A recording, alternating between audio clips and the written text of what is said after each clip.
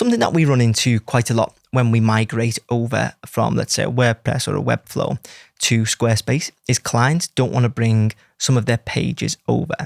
So what we need to do to ensure that we don't lose any SEO juice on the site, or we lose as minimal of juice as possible, is we set up redirects. So any of the dead pages that aren't coming across, we want to redirect them to the relevant pages. So for instance, if they have a couple of different contact pages, for instance, one contact for people who want to work with the company, another contact for people who are hiring, so people who want to get in touch to work at the company. Maybe they just want to consolidate it into one page, one form with a drop down or something. We would redirect the work with us, or the work for us, should I say, to the new contact page. Something simple like that. A lot of clients will come to us with that request. So what I'm going to do in this video is show you how to set up a redirect and the different types of redirects that you can set up. So on our site here, what we want to do is go into settings. We're then going to go down to developer tools, and we're going to go to URL mappings. In here, you'll see you've got the space to add in all the data, and then you've got a bit of a guide down here. So if we quickly just click on the difference between URL mappings, you'll get taken to like a support article. I don't know how long this is going to take to load, but just to give you some context, basically a 301 redirect is a permanent redirect and a 302 is a temporary.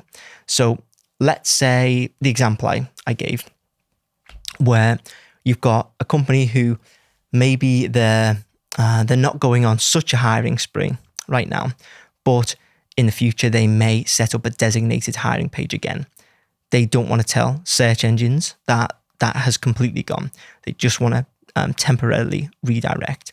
What they would do is something called a 302 redirect, which is exactly the same process, but you just put 302 at the end of the data here. So I'll show you how to set up a 301 and a 302 because I'm a nice guy. So for instance, let's say we have the original URL, which would be contact, or maybe this one would be work with us. Or maybe work for us, feeling indecisive today. I think work for us works well. And then we're going to do a dash and an arrow. So if we just zoom in here, this is what that looks like. And then we're going to redirect that to, let's just say it's a simple contact page. Then what we're going to do is we'll say 302. And this tells search engines that it's a temporary redirect. Once you're done, you just hit save. If you want it to be a permanent redirect, you just change that to 201. And if you want to do any more, so maybe they're going to change the name of their blog to resources or something like that. Let me just pop that back in here. And then that would be a 301 as well. And once you're happy with that, you hit save and you're good to go. You can continue adding as many of these as you want. And if you do make a mistake, so if I put 30 and I try and save, it's going to tell me invalid mapping at row 2, expected to find 301 or 302.